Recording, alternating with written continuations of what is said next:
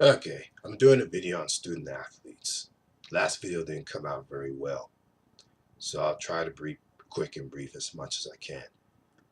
Anyways, I was just talking about the NCAA and what they're doing to rectify this problem, the student athletes problem, in which they go to school, they get a scholarship to play sports, and they basically get forced to take these courses these easy courses, so just to get high grades and have them play.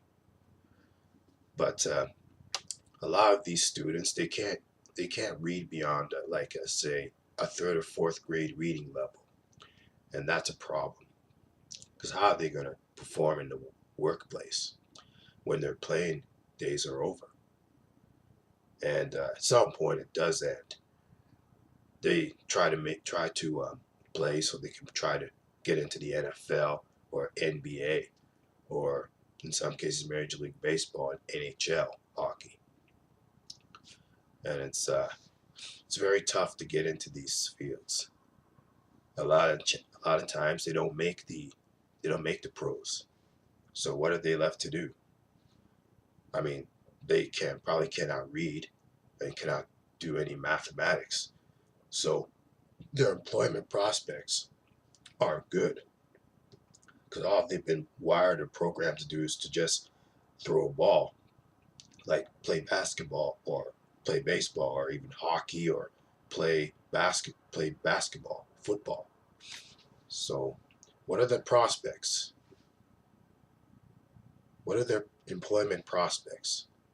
That's something they never really considered or even think about, even because yeah, the NCAA they have to look into that and try to rectify this issue.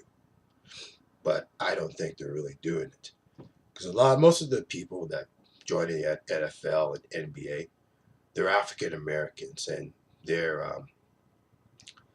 they come from the poverty-stricken areas, or they either get a scholarship or they get recruited by the schools. But I would say they get recruited by the schools. So their backgrounds aren't very good. They don't have much education, nor do they have any money. So they're recruited by these schools. And that's pretty much it. Pretty much says it all for their futures. So I think these student athletes they have to try to make academics their main focus. Like in other words, learn how to read and basically do mathematics and take some science courses too as well. But 9 out of 10 chances they have their mindset in making the pros, not knowing very well that it's very tough to get into the pros, or they never make it even because it's very hard, very very hard. Even if most of them make it into the pros, they often not they don't stay often for very long. They only remain there for a year or 2 years, and they become a bust if they're not performing very well. So they would need an education or something to fall back on. But a lot of them don't have that. They don't do that. They just play.